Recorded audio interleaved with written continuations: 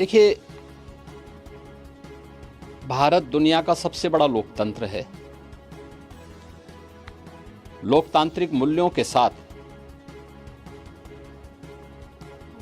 जीते हुए जनता जनार्दन की सेवा और उनके आकांक्षा के अनुरूप विकास के कार्य हो सकें, ये पहली बार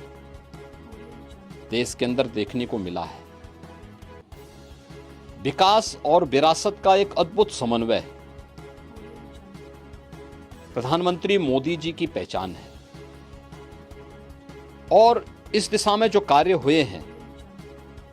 वो अद्भुत है। हम लोग जब जनता से इन मुद्दों पे चर्चा करते हैं तो पब्लिक का रिस्पांस भी इस बात को लेके आता है, देखने को मिलता है। खासतौर पर जिन मुद्दों पर पब्लिक का बेहतर समर्थन मिल रहा है, एक इंफ्रास्ट्रक्चर का हाईवे लगभग दुगने हुए हैं। यानी देश के अंदर 70 वर्षों से अधिक समय तक जितने हाईवे थे, आजादी के पहले और आजादी के बाद 2014 तक, मात्र 10 वर्ष में उसके लगभग दोगुने हाईवे का निर्माण इस दौरान हुआ। एयरपोर्ट देश के अंदर 2014 तक मात्र 74 एयरपोर्ट थे, आज 150 से अधिक एयरपोर्ट हैं। एम्स, कांग्रेस के समय एक एम्स बना है। सरदेव अटल जी ने अपने समय में 6 नए एम्स की स्थापना की आधारशिला रखी और मोदी जी के समय 7 एम्स से बढ़कर के आज संख्या 22 हो गई है। ऐसे ही IIT,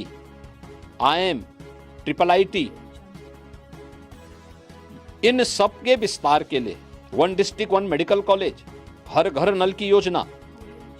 ये विकास की एक नई गाथा और विकसित भारत की आधारशिला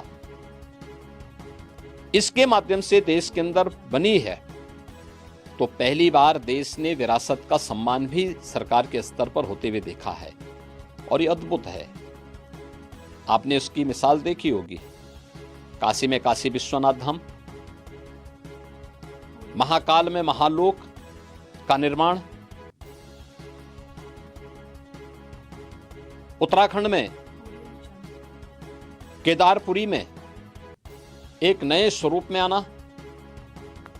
बद्रीनाथ धाम का पुनरुद्धार का कार्य, सोमनाथ मंदिर की सुंदरीकरण का कार्य और 500 वर्षों का इंतजार समाप्त करते हुए अयोध्या में प्रभु श्री राम लला का पुनः विराजमान हो जाना, ये केवल विराजमान नहीं बल्कि इन सभी नगरियों की कायाकल्प भी हुई है। काशी में अगर आप देखेंगे, पहले 50 लोग एक साथ वहां पे बाबा विश्वनाथ जी का दर्शन नहीं कर पाते थे, आज 50,000 लोग एक साथ भी आ जाएं, कोई समस्या नहीं। अयोध्या में पहले 500 लोग अगर अयोध्या में आ जाएं तो बड़ा संकट खड़ा हो जाता था, आज 5 लाख लोग एक साथ आ जा रहे हैं, कहीं कोई समस्या नहीं। ऐसे ही अन्य आस्था से जुड़े हुए केंद्रों के बारे में भी एक नया स्वरूप हम सबको देखने को मिला है और विरासत और विकास का यह अद्भुत समन्वय अगर किसी एक महापुरुष के विजन और दृढ़ इच्छा शक्ति के कारण आज देश के अंदर देखने को मिला है,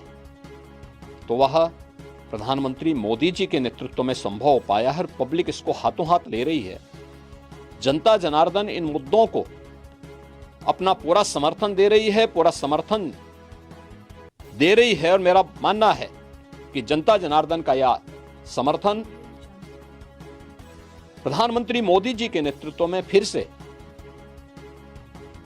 प्रचंड बहुमत की सरकार बनाने के लिए जनता के आशीर्वाद में बदलेगा।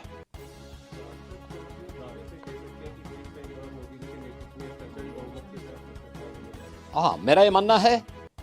कि जनता जनार्दन का जो अपार स्नेह मोदी जी को प्राप्त हो रहा है, पूरे देश के अंदर उस अपार स्नेह को ध्यान में रखते हुए हम इस बात को कह सकते हैं कि जो देश के अंदर स्वर गूंज रहा है कि फिर एक बार मोदी सरकार उस स्वर के साथ आम जनता फिर से मोदी जी के नेतृत्व में पूर्ण बहुमत की, प्रचंड बहुमत की सरकार बनने के लिए पूरी प्रतिबद्धता के साथ कार्य कर रही है। तो व्हाट्सएप, ट्विटर, फेसबुक, इंस्टा जहां भी आपका अकाउंट है, इसे शेयर बटन के द्वारा वहां पर शेयर करें